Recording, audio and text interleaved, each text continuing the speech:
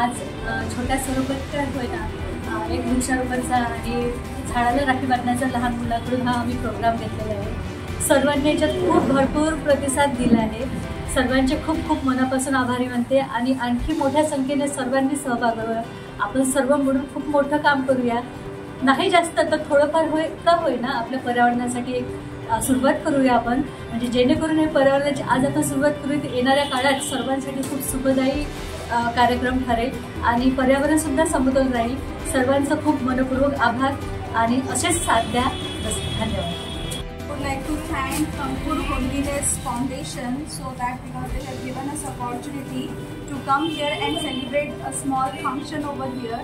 And for this Raksha Bandhan we all are here. We have got the chance to get our little toddlers to this foundation and they have got a good opportunity over here. They are learning now tree plantation and many things, and we hope that in future we will be having so many events like this with Ankur Foundation.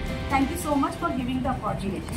आज अंकुर holiness foundation आणि Bharat 24 news channel संयुक्त विद्यमाने आणि SOS school of scholar यांच्या माध्यमातून आज वृक्षारोपण आणि वृक्ष संवर्धनाच्या बद्दल माहिती आणि रक्षाबंधन यानिमित्त आज प्रोग्राम देण्यात आला।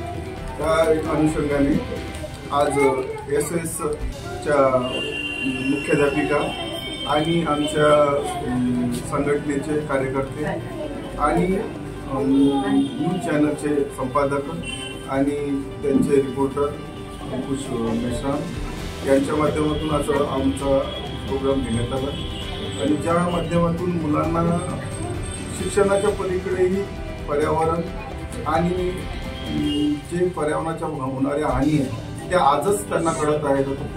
ते जसे जसे मोठे होतील त्या हिशोबाने जर भारत घडत राहील तर ते चांगलं होईल। म्हणजे एक वृक्ष तोडतानाही ते वडिलांना सांगेल की पप्पा ते झाड तोडू नका, कारण जर झाड आपण तोडलं तर पर्यावरणाची हानी होईल। तर या अनुषंगाने जर एवढी आम्ही गोष्ट करू शकत असेल तर ही खूप चांगली गोष्ट आहे। आणि स्कूल ऑफ स्कॉलरचे जे ज्या माध्यमातून यांनी प्रोग्राम घेतला आहे की आमच्या ऑफिसला आज व्हिजिट दिली, तर ही एक कौतुकास्पद गोष्ट आहे की कारण की शाळा ही फक्त शाळेपुरतीच असते, ती बाहेर किंवा काहीतरी प्रोग्राम हे अरेंज करत नाही।